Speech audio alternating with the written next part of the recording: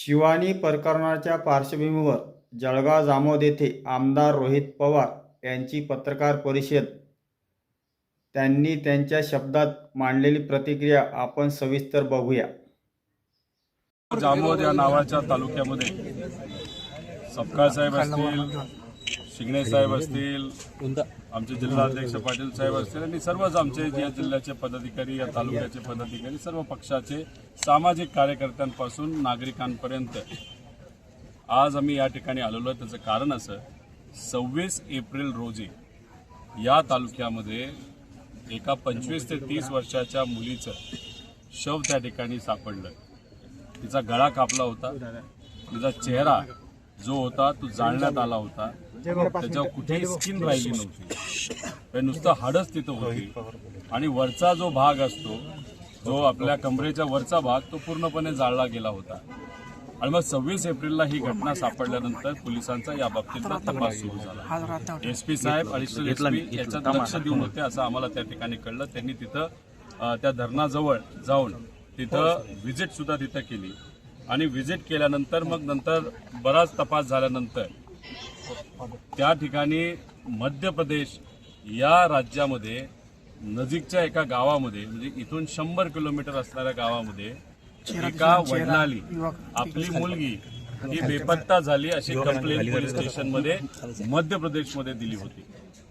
मग तिथं पोलीस आपले गेले, महाराष्ट्रातले. त्या वडिलाला धरलं, भावाला धरलं. मग जळगाव जामोदमध्ये त्यांना या ठिकाणी आणण्यात आलं आणि आणल्यानंतर आम्हाला जे कळालं इथं असणाऱ्या लोकांकडनं आणि काही व्हिडिओ आम्ही जे बघितले नातलगाचे, नातवड, त्यांच्या मित्रपरिवारांचे, त्याच्यामध्ये असं सांगण्यात आलं की त्यांना उलटं टांगलं, त्यांना मारण्यात आलं. त्यांना बेदम मारल्यानंतर त्यांच्याकडे वधून घेतलं की त्यांची जी मुलगी मिसिंग आहे आणि इथं जे शव सापडली, जी बॉडी सापडली, ज्या महिलेचा मृत्यू झाला ती तीच आहे, तिला आम्ही मारलं आणि इथं महाराष्ट्रामध्ये या तालुक्यात आणून तिथं टाकलं असं त्यांच्याकडनं वधवून घेतलं. वधवून घेतल्यानंतर स्पीडीली पोलिसांकडनं तिथं कारवाई झाली. त्या दोघांना जिथं तो घटना घडली होती, मुलीला मारलं होतं, तिथं नेलं गेलं. तिथं दाखवण्यात आलं की हो तिथे आले, आम्ही कसं मारलं, तिला घरी मारलं, 2 दिवस घरी ठेवलं, मग इथं आणलं. मग इथं आल्यानंतर आम्ही तिचा गळा कापला, तिचा जो चेहरा आहे दुसरीकडे फेकून दिला आणि मग जाळलं, कोणाला काही सापडू नये असं काहीतरी तिथं स्टोरी बनवण्यात आली.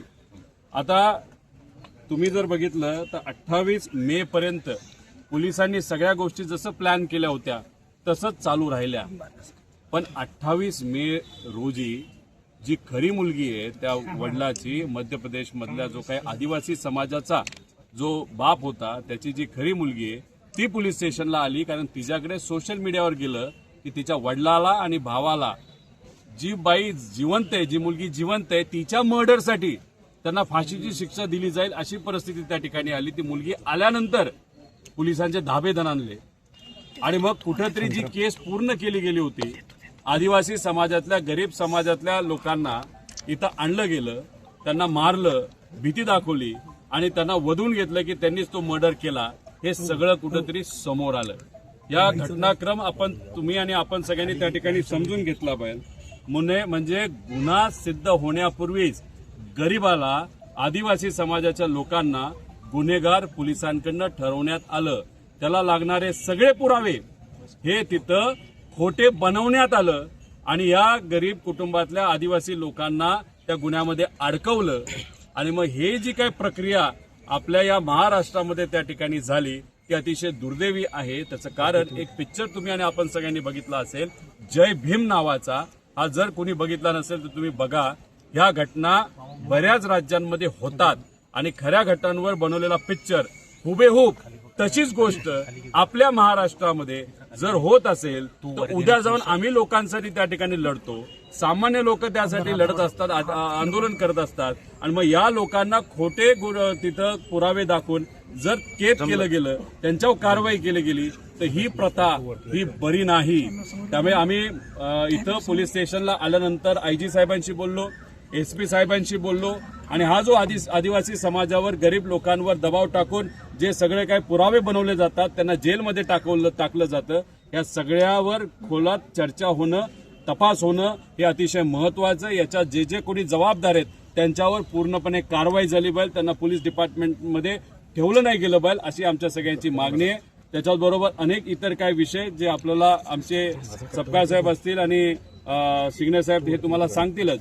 पण ह्याच्यावरून एक जाणवते, आत गेल्यानंतर बरेच सामाजिक कार्यकर्ते तिथे आले आणि त्यांनी सांगितलं या तालुक्यामध्ये सामान्य लोकांवर खोटे गुन्हे दाखल केले जातात, ज्या गोष्टी केल्या नाहीत त्याच्यावर सुद्धा गुन्हे दाखल केले जातात. ही प्रथा अनेक वर्षांपासून या भागामध्ये तिथे केली जाते.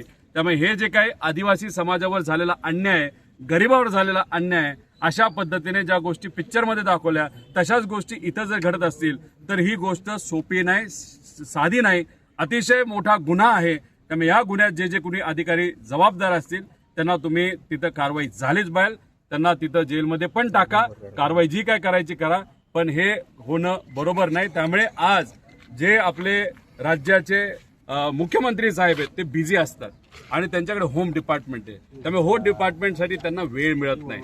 आणि म्हणून अशा घटना जर या महाराष्ट्रामध्ये घडत असतील, महिलांवर ते अत्याचार वाढत असतील, तिथं चोऱ्या चपाट्या त्या ठिकाणी वाढत असतील, भोंदूगिरी जर मोठ्या प्रमाणात वाढत असेल तर मला असं वाटतं त्यांचं डिपार्टमेंटची जबाबदारी दुसऱ्या कुठल्या तरी नेत्यांना दिलं जास्त महत्वाचं आहे, जेणेकरून होम डिपार्टमेंटकडे थोडंसं लक्ष दिलं जाईल आणि या घटना घडण्यापासून कुठेतरी या महाराष्ट्रामध्ये ब्रेक लागेल असं आमच्या सगळ्यांचं त्यात मत आहे. आदिवासी समाजाला अॅट्रॉसिटी हा संरक्षण कायदा आहे, याच्यावर सपकाळ साहेब आपल्याला डिटेलमध्ये सांगतील, त्यांची सुद्धा त्या बाबतीतली मागणी आहे. काही राजकीय लोकांचा अंतर्भाव असा तुम्ही उल्लेख केला मध्यंतरी, काय नेमका आरोप आहे तुमचा? हे बघा, जेव्हा अशा जल्लद पद्धतीने पोलीस डिपार्टमेंट जेव्हा हालचाली करतं, अजितदादांच्या बाबतीत पोलीस डिपार्टमेंट काहीच करत नाही हे सिद्ध झालंय. बऱ्याच ठिकाणी पॉस्कोची केस असो नाही तर कुठलीही केस असो त्यात पोलीस डिपार्टमेंट कधी एवढं जल्लदपणा दाखवत नाही. पण याच मुलीच्या मर्डरच्या बाबतीत जिला अतिशय वाईट क्रूर पद्धतीने तिथं मारलं गेलं, तिच्याबद्दल जर एवढं जल्लद हे डिपार्टमेंट चालत असेल म्हणजे त्या मुलीचा मर्डर आणि महाराष्ट्रातल्या कुठल्या तरी नेत्याचा, नाहीतर बलाढ्य शक्तीच्या व्यक्तीचा, नाहीतर मध्य प्रदेशमध्ये असणाऱ्या एखाद्या राजकीय व्यक्तीचा, नाहीतर आर्थिक दृष्टिकोनाने बलाढ्य असणाऱ्या एखाद्या व्यक्तीचा, नाहीतर पोलीस डिपार्टमेंटचा सुद्धा काही ना काहीतरी त्या ठिकाणी संबंध असेल. म्हणूनच पोलीस डिपार्टमेंट एवढं जल्लद गतीने त्या ठिकाणी पळत होतं, काम करत होतं. बाकी ह्याच्यामध्ये एवढं करत नाही. या बाबतीत तुम्ही काय करता त्यामुळे शंका त्या ठिकाणी निर्माण होते.